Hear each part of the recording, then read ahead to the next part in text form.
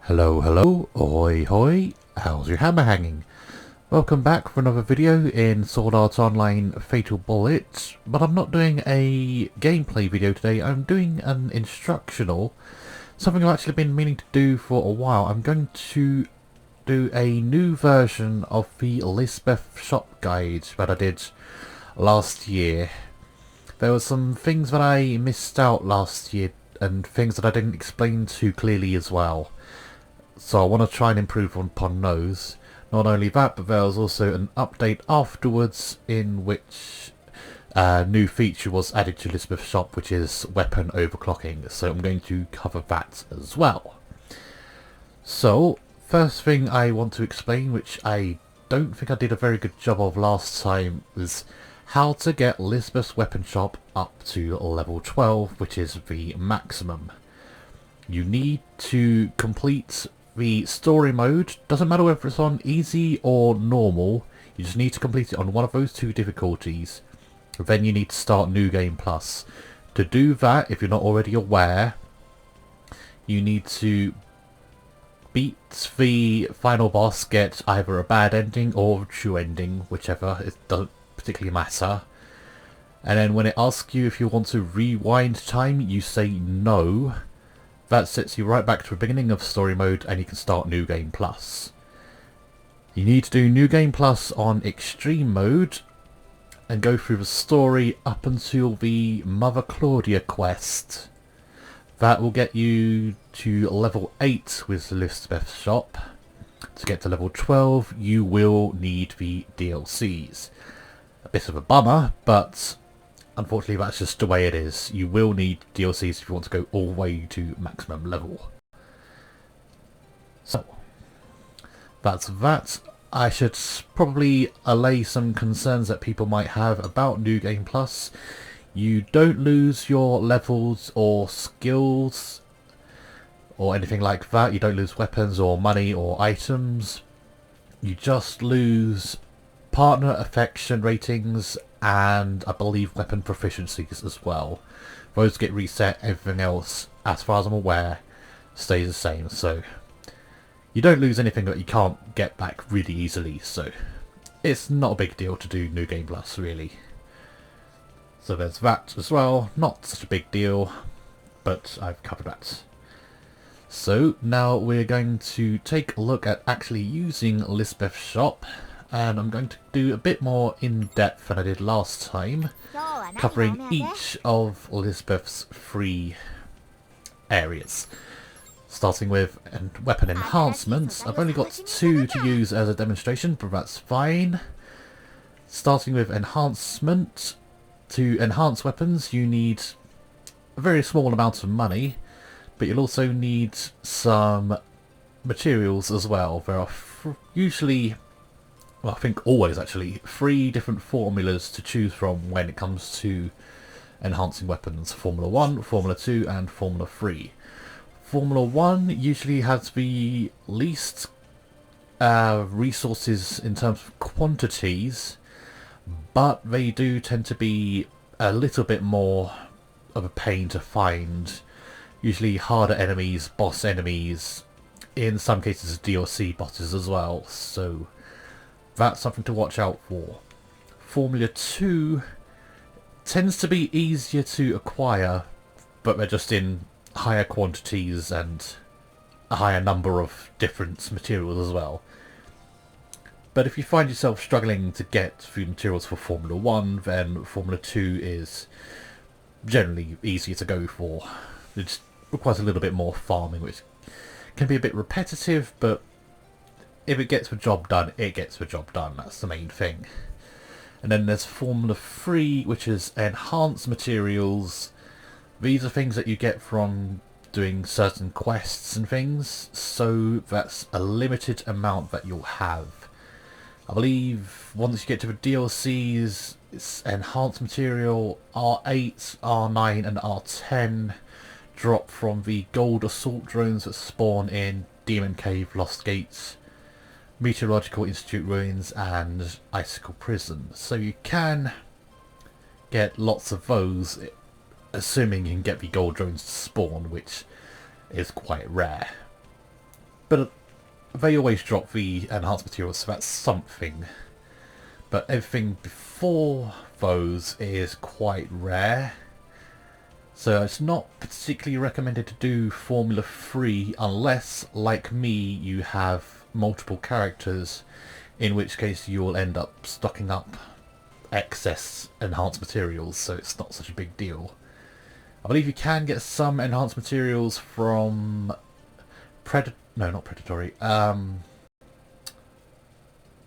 Shady Material Merchant, as well as the Metal Trader in the lobby.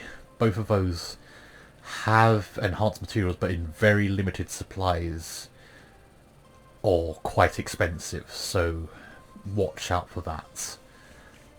But if you have the materials you need for enhancement, you just select whichever formula you want, pay a very small amount of money, and you enhance your weapon. Each weapon can only be enhanced twice at the absolute maximum. Rank 10 weapons can only be enhanced once because the maximum level is rank 11.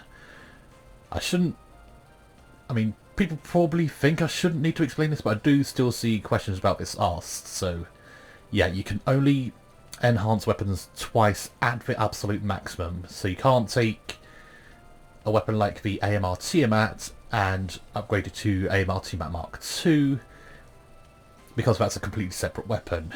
You have to you have to find AMR Tiamat Mark II and then enhance that. You can't enhance Mark 1 up to Mark 2. It's not possible.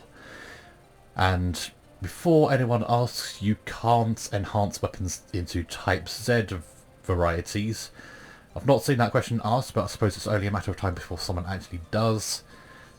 Type Zs are considered rank 11, but they're not enhanceable. You can only get those from drops in very, very difficult boss fights, or one certainly I've seen so far that you can get from bounty rewards, which is the long stroke Type Z. I think you need 160 million bounty to get that.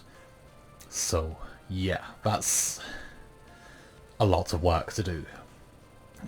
Aside from doing the online co-op? No, it's not online co-op, is it? The special invitation missions, that's what it's called. You have to do those to get Type Z weapons as well. And that's very, very difficult, so don't rush into those. But I just wanted to cover that just in case anyone asks about it. I do see questions about weapon enhancements sometimes, so I thought I'd clear that up. Now we get to the most complex part of Lisbeth's shop, which is transforming weapons. This is where you go to get your memory chips upgraded, and it is something of a hassle to do. I'll use the MEBR Special 2, which I got today as a bounty reward, as an example. You can upgrade all chips on the weapons, but the locked chips and unlocked chips have slightly different processes to them. You will need money, transformation chips and unlocking chips. Both types of chips you can get from quests and things. You can also get them from Shady Material Merchant. 3,000 credits each for transformation chips, 10,000 credits each for unlocking chips. Unless you're a weapon hoarder like I am, chances are you're not going to need to buy unlocking chips. But I have had to buy some recently because I have a hell of a lot of weapons that I'm collecting. So I do eventually end up burning through unlocking chips. You definitely need ridiculous amounts of transformation chips though. I've gone through tens of thousands, possibly hundreds of thousands, and I'm still not done upgrading weapons, so that kind of gives you an idea of how many you'll need. So be prepared to grind for lots of money then, because you're going to need it. Okay, so let's see if I can show unlocking chips clearly first on their own. So if I do weak spot damage, yeah, because explosive attacks already max out, so if I do weak spot damage, then it's an unlocked chip, so you have to select that chip on the base weapon, then go over to the material weapon and select it again over there, and it will show you what the new value is for the upgraded memory chip. And then you go to confirmation screen to carry on and go through upgrade. To do unlocking to do the locked chips, it's slightly easier. So let's see if I can. Oh, actually, do not use that weapon as an example because they're all maxed out. I will use Grim Reaper Plus then. See if I can find one with what we got. I should probably sort the chip, shouldn't I? Let's put physical attack. There we go. So I can select that, and okay, that's a bad example because it's got unlocked as well. How about that? Nope. Okay. Okay, that's a good example then. With locked chips, you don't have to select the chip you want to upgrade, you just select weapons that have the same chips, and the update pretty much goes automatically, so you can go straight to confirmation and boost the chips. So that's quite handy. When boosting locked chips, you can upgrade them quite quickly. Particularly if you use Predatory General Shop to get material weapons in bulk that have the memory chip that you want to boost. That's quite handy to do. Can save you, well, 1 or 2 seconds per boost, but if you're doing like 50 boosts, then yeah, it does save time in the long run. But yeah, as you can see, legendary weapons, which are the rarest, have 8 memory chips in total. You can only unlock half of the memory chips that are available on a weapon. So at the maximum you can unlock 4 chips. So unfortunately you can't unlock any more than that, which does kind of suck when you're trying to get perfected weapons, because you have to keep grinding the same legendaries over and over again to try and get the right chips, which can be a real chore, especially if the weapon you're after doesn't drop very often. I'm having that trouble with the Dragon Killer 2, which I've seen maybe 2-3 times in total, and once as a legendary with bad chips on it. And I've killed the monster that supposedly drops it about 500 times, so the drop rate on that is really, really bad, so that's something you have to watch out for. Weapon rank and rarity affects the number of transformation chips that are needed to transform. As you can see, Kuronoko 3+, at rare requires 3 chips, at legendary requires 9 chips, even over the same rank. I believe epic would be 6 chips then, if I work things out in my head logically. That does sound about right.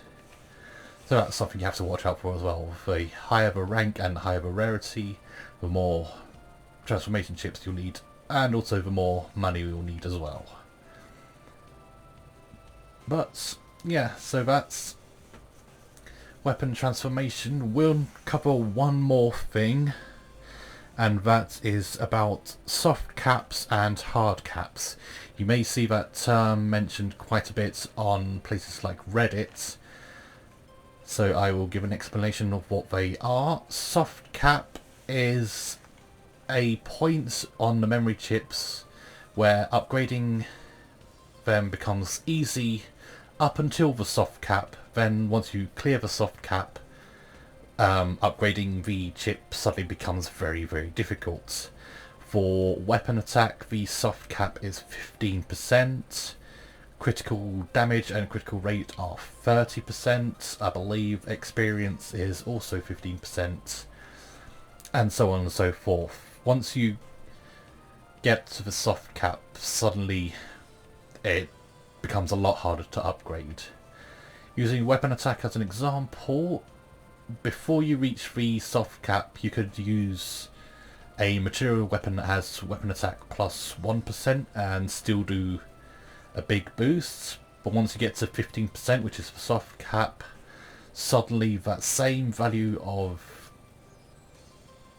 memory chip will drop and the boost will become 0.01% per boost. It's something to watch out for. So once you get to the soft cap, you'll need to start using higher value memory chips in order to get good boosts. Sticking with weapon attack as an example, once you get to the soft cap, I'd recommend using material weapons that have at least 10% weapon attack in order to still do good for boosting. Below 10% it's kind of... I mean, you can go as low as 8% I think, and it's still kind of worthwhile, but not as worthwhile as 10% of course. The higher value, the more the boost, so that's something to keep in mind. I wouldn't really call them exceptions, but ammo capacity and auto reload rate, even after soft cap, can still be boosted a reasonable amount by low value chips. But that's because their cap is so high, so it doesn't get cut down so much. And of course, hard cap is the absolute maximum value that your memory chips can go to. For weapon attack it's 22%, same with experience. Physical attack is 29.5, critical damage is 44.5, same with critical rate, and things like that. You cannot go past the hard cap on any weapons. That's not to say that there aren't weapons that exceed this. As you can see, the MEBR Special 2 does exceed the hard caps. That's because they're bounty rewards. Those weapons that you get from bounty rewards, well, certainly the very high bounty rewards, those have chips that exceed the hard cap, which is why they're very worth grinding for. You can just do insane amounts of damage with those reward items, and they can have very useful chips on them. I mean, take a look at that. Critical damage is just... that's really high.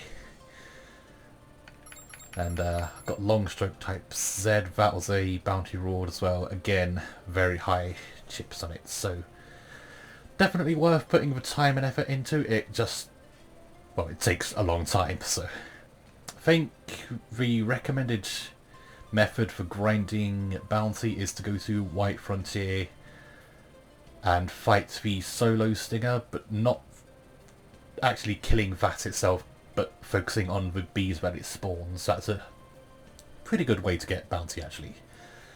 But I'm going off on a tangent now.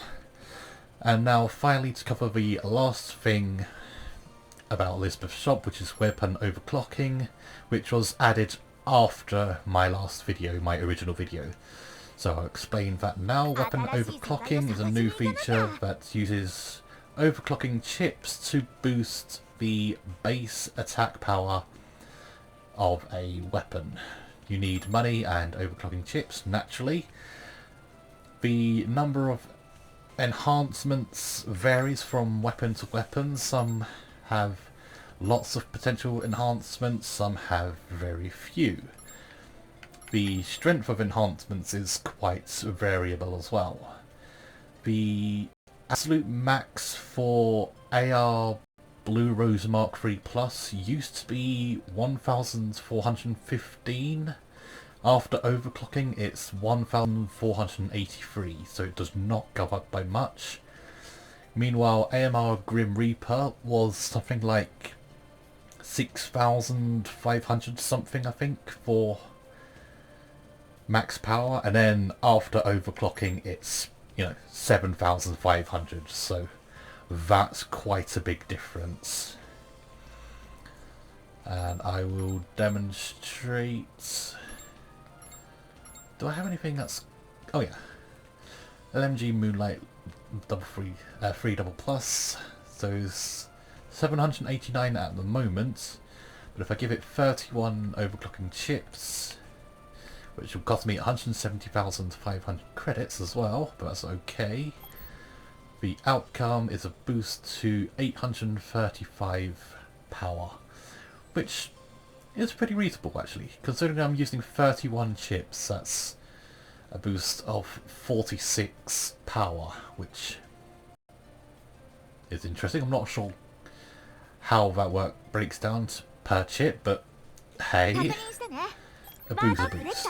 So I will take that, and of course I have 7 chips left, so I'll put those on my... Oh, this is Grim Reaper. Oops. There we go. So weapon overclocking, it only boosts power, but considering the weapon power is used as part of the calculations for critical damage and weak spot damage and things like that, it's still worth boosting. As long as you've got the chips and the money to do so.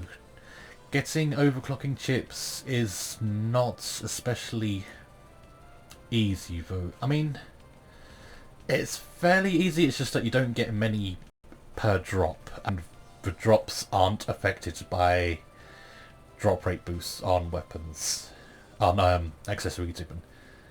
You can... Well, it doesn't increase the quantity that drops, it just increases the odds that they do drop. So it's good to have item drop rate boosts on your accessories to make sure that they drop every battle, but you still only get very few. A lot of players recommend Hakai and Makai, type XX and type XXX for overclocking chips. Personally, I don't do that, but that's because I just don't have the build or weapons to do so. If you've got the right build, the right weapons, say Blue Rose Mark III or a really good sword, then you can probably grind those guys quite quickly. Just, I don't do that because I just don't have the right build for it. So I use Snowstorm Queen instead, because I can kill her in about 50 seconds. That's including the time spent applying buffs and debuffs and first aid kit and anti-ailment kit and stuff as well.